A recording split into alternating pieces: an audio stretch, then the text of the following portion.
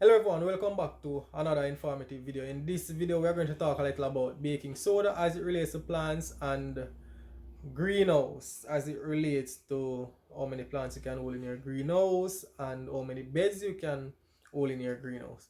Right? You might have to do a little calculation on your own, but I'll definitely guide you and let you know how to do it. Now, what is baking soda? Baking soda is essentially sodium bicarbonate.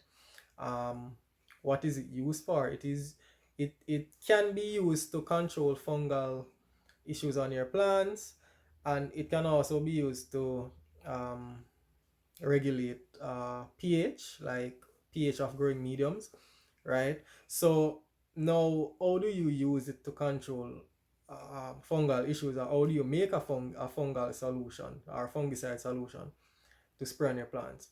You can use put 1 teaspoon of baking soda into 1 gallon of water, and you can also add 1 teaspoon of neem oil as well to it, and make a solution.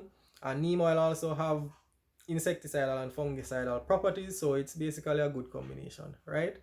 um, Baking soda can also be used to um, regulate or adjust pH, your soil pH, by increasing the pH. So baking soda makes the pH more alkaline, so it moves from, say for example, a neutral pH of 7 go towards 14, right? And what I need to mention to is that how the baking soda controls the fungal spores is basically changing the pH of the environment. So fungal spores, they don't like growing in alkaline conditions, so that is what the baking soda do. It makes the environment that the fungal spores are growing in more alkaline, and thus they cannot survive, right? So that is how it kills the spores basically. And as I said, with adjusting pH, all your it is the same thing. It raises the pH. So if your growing medium or your soil then is basically on the acidic side, like for example 4 pH of 3 or 4, the baking soda essentially will help to increase the pH, right, to a more desirable pH for growth and development, somewhere between um 5.5 to 7, right? Yeah, so that's it basically about baking soda. And where can you find basic baking soda? You can find it at any supermarket. You can find it at pharmacies. It's something that is very common in the household. Most householders, I should say, might have a box of baking soda. So it's not only for in-house use, it can also be used in your garden, right? Isn't that great? Okay, so let us talk a little about greenhouse now. Now, I've been featuring a few greenhouses on my channel. For example, there's this one Tubalski and Waton greenhouse cluster where you see many greenhouses in one area. Now, those greenhouses are typically between 130 to 150 feet in length and 20 feet in width. Now, how many beds are inside those greenhouses? There are 3 beds inside all of those greenhouses. Each of them hold 3 beds. That is 3 beds going down lengthwise. And on those 3 beds, you have 2 rows of plant, right? Now, if you are going to use, let us say 140 feet in length by 20, that I think is around about what 2,800 square feet, right? And that can hold somewhere um about 500, and I think I did the calculation, about 537, somewhere there about. That amount of plants, if you are using, say for example, you are planting sweet pepper and you are using a planting distance of 18 inches.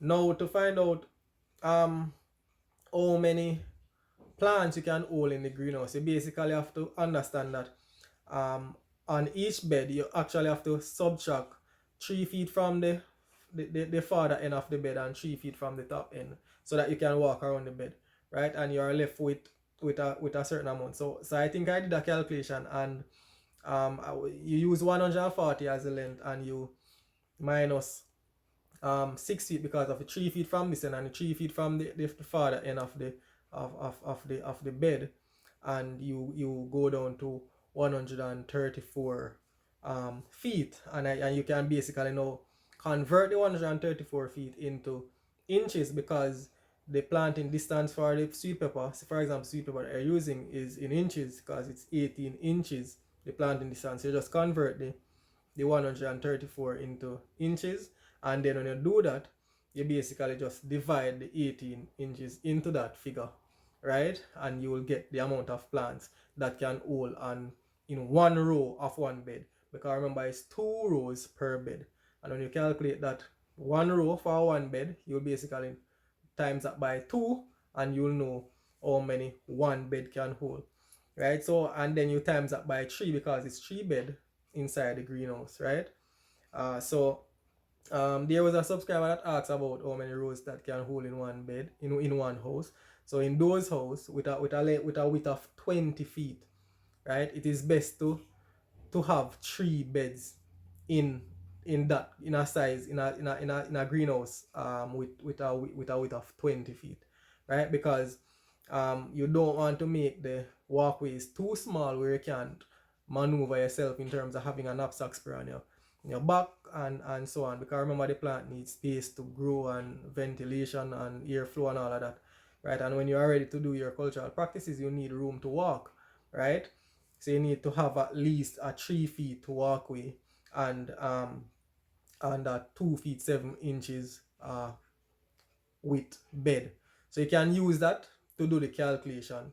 Use if you use a 3 feet walkway plus a 2 feet 7 inches bed, you basically will get it will basically work out to, I think it was 19 point something, which you just round off to 20 feet, right? But you should always remember that when if you build a greenhouse, when you're making putting in the beds, always start with a walkway, right? A lot of people omit the walkway and put the and use a bed first, right? And that is not advisable, because you want to be able to move around each bed to do whatever practices. For example, if you're planting sweet pepper, you're basically going to put 2 rows on the bed, and whilst you can stay from one walkway and deal with the row closest to you, the other row on the other side, it's going to be hard to reach that row, because first of all, the row in front of you is going to block you,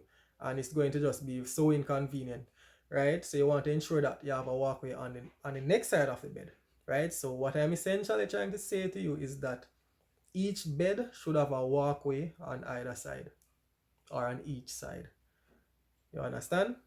That is the thing, so that you can basically do what you have to do on both rows of plant, as close as possible to them, right? Because remember, you're going to have 2 rows on each bed. So and then, if you, in terms of pricing, obviously metal greenhouses will cost much more than treated lumber greenhouses. Let us start with the low cost round stick, because in Jamaica a lot of farmers go to the forest or the bushes and they cut round stick and they build a greenhouse, and then you have another set that use treated lumber, and then you have another set that use metal, galvanized metal. Now for the round stick that you cut in the bushes, the lower cost one, those, if you're going to build a 2,800 square feet greenhouse, which is the 140 by 20, that is going to run you like about, for example, like about 400 to $500,000 in terms of putting up the structure, putting on the plastic, putting on the mesh, putting in irrigation system. So roughly about 400 to 500,000. If you are going to do treated lumber, same 2,800 square feet, it's going to run roughly about $1 million, right? Because treated lumber very expensive. If you are going to do a 3,000 square feet greenhouse, metal greenhouse, it's going to run, I would say, budget for $2 to $3 million, right? And as I said, that is inclusive of the structure, the mesh, the fans, irrigation system, all the works. So yeah, but don't these are just estimation, right, based on my dealings and my experience in greenhouse farming and dealing with many farmers and so on. But what I can tell you is that try and see if you can contact companies like Jamaica Drip, which is called Isratech. They are located in Manchester. um Try to reach out to Evergrow, right? I think they are located in Kingston. You can look them up on Google, and you can get information from them. And then there's this other gentleman, is a well-known person in the greenhouse farming industry or space in Jamaica and also in the Caribbean. His name is Jervis Rowe, right? He's a part of the Jamaica Greenhouse Growers Association, right? He basically, you can get materials from him as well. He also does this design. So if you want him to give you a quote as to how much it would cost to build this design and this size and put in all the necessary fixtures and so on, so that you are ready to grow, he's a man. He's the one to really um go to. So I'm going to put up his number, his contact information, because I spoke to him and I told him that I'd basically um put his number in this video, so you can give him a call and you can get specific prices and exact prices, right? And again, Jamaica Drip also um do this kind of work in terms of finding out what size you want, and they can build it for you and so on. So you can call them and get quotations as to the exact pricing of the size that you want and what you want to come with it. If you want irrigation, grow bags, whatever. It depends on what you want.